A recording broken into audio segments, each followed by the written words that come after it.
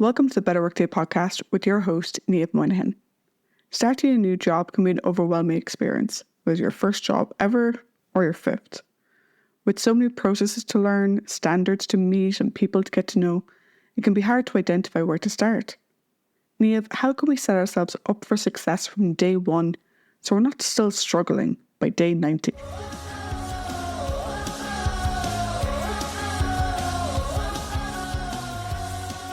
Hello, and welcome back to the Better Workday podcast. I hope you're doing well. This week, I'm talking about something which is very close to my heart. I'll be sharing essential skills for new employees, whether it's your first job out of college or you're just starting a new company. Over the last few weeks, I've been delivering my workshops to many different groups of graduates, and I've really enjoyed it. And while there's loads I share in those days and loads I want to share today, you know I like to keep these things a little bit more simple. So I've refined it down to my top 3 skills for this episode. Now, I don't think I'll ever forget my first full-time job after college. Even though I have worked part-time since a very young age, I am a family business child, I still learned so much when I stepped into an office for the first time. Let me tell you the story of my first job, and then you'll understand why this topic is so important to me. I went and I applied for a job as a software developer. My background was a mix of business and IT, and I thought this would be a really great start. I did such a good interview. I went out and I bought a brand new car before I even got the job. I'll never forget going home to my dad and convincing him that I definitely would get the job and that there was no need to worry. Thankfully, I did get it.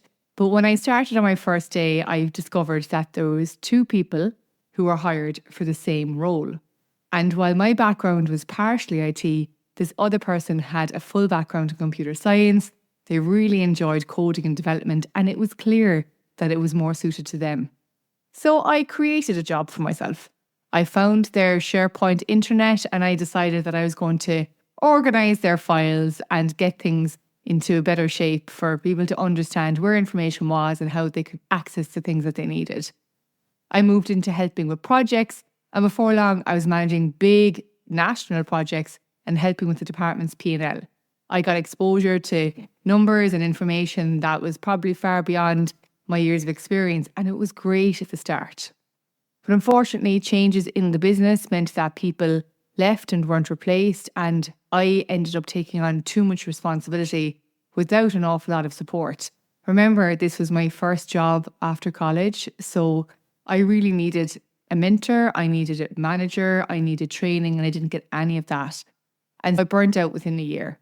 I always say I was given, I'm going to show my age now, I was given a BlackBerry, which was very cool at the time.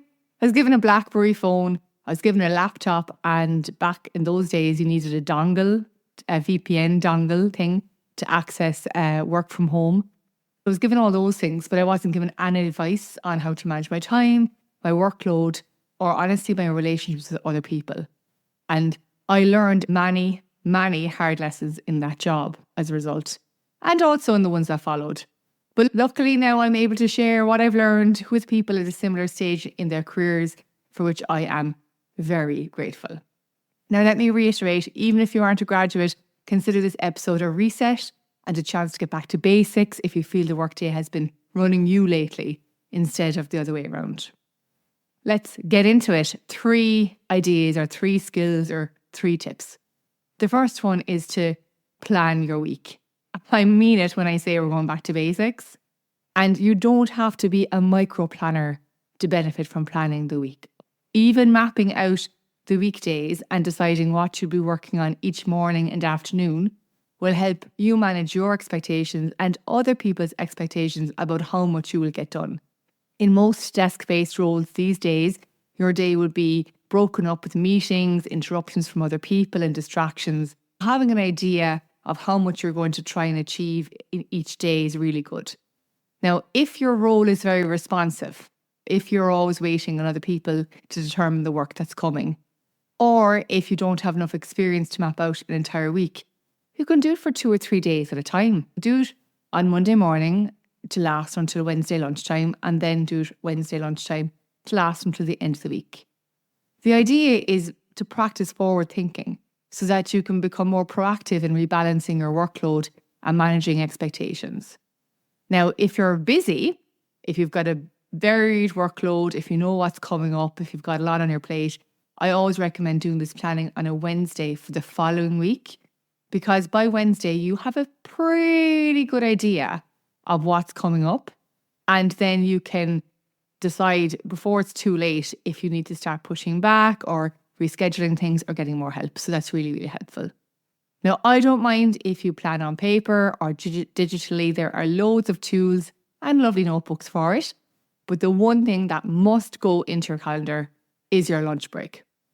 I want you to be the person who takes their lunch break from day one of your career, and that you will take that from now until the day you retire. And trust me, it will stand to you. Even on the days you don't really need to take a break, keep it as a good practice so that when you do need them, you're in the habit of doing it. So that's number one. Easy, right? Well, it's simple, but it's not always easy. Perhaps what you could do is set a reminder on your phone to spend 10 minutes doing this planning if you're not doing it already. Now, number two, pick your priority. Did you know that once upon a time it was always a singular term? And it wasn't until the Industrial Revolution that turned into multiple priorities. And when you start a new job, it can be hard to know out of all those things which one is most important. After all, most of the stuff, if not everything, on your to-do list came from your manager. So isn't it all important? And if you work with what I call urgent people, side note, they're the people who walk around or communicate constantly in like a frantic tone. Everything's busy, everything's urgent, everything's an emergency. They're always up to 90. Like you can feel the energy coming from them. And even if the task isn't urgent, you think everything is urgent because of their demeanour, because of the way that they act. If you have those people, you might find that you're dropping your planned work a lot during the work week to deal with what they think is most important in that moment. It can be hard to know what the priority is. And to help with this, we're going to come back to one of my favourite phrases. It's simple, it's effective. I use it in nearly all my talks, and that is, if I do nothing else today, I will.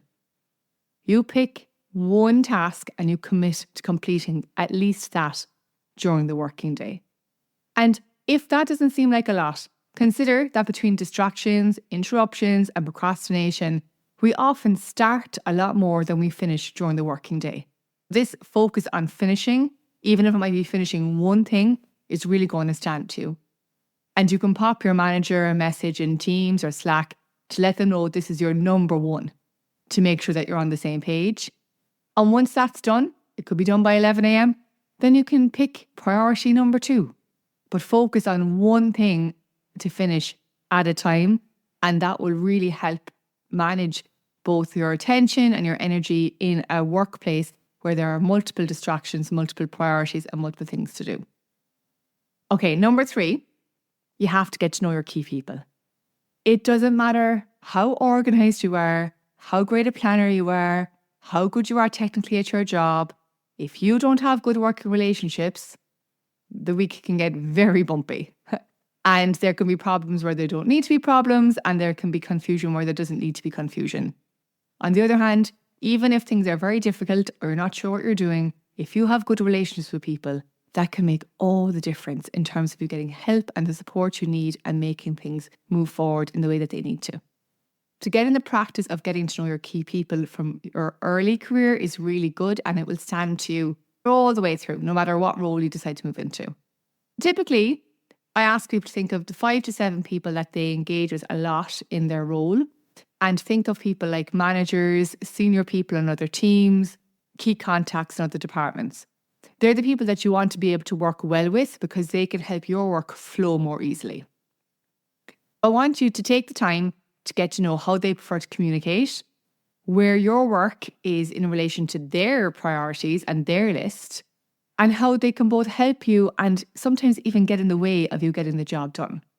So, for example, you might schedule a 15-minute getting to know you meeting with a senior person in another team, explaining that you're new in the role and you really want to try and work as best you can with them.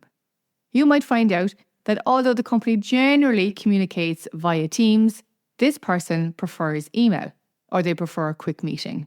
And that's great for you to know. on the days that you really need to get their attention. You find out that the work that you're doing is important, but in terms of their list, it's actually pretty low down because they're working on other projects that are more important to them. They can help you because they're really interested in you and your career. They're very passionate about supporting new people. They're saying that their door is always open and you can ask them pretty much anything.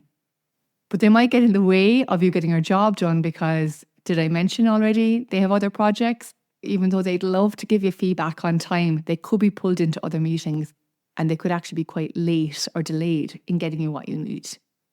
Now, if you know all this about somebody, you are much better positioned then to be able to communicate with them and manage their expectations and approach them to make sure that you're both getting the most out of each conversation and you can help each other.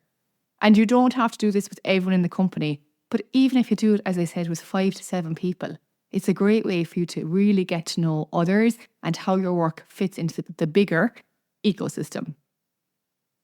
And then if you choose to move into more senior roles, this is an excellent foundation for stakeholder management as you progress your career. Now, maybe you're worried you're too new or too junior and people are too busy and they won't want to meet with you. Trust me, most people would only be delighted to help you work better with them. After all, it benefits them too. And look, if they're too busy, at least you tried. Now, there is so much more that I love to share with new employees, early career professionals, graduates. But I did say at the start, I want you to stay focused because I want you to put some of the ideas I shared today into action. And I'd love to know which one resonated the most with you. So please let me know by email. I'd love to hear from you. If you know someone in a graduate program or who's recently started a new job, please share this episode with them to help me create a better workday for them. Until next time, stay well and have a better workday. Thank you for tuning in. We hope you enjoyed this episode. The Better Workday podcast is about helping you have a better workday. So we'd love to hear your thoughts and questions. You can find our social media details as well as any references from this episode in the show notes.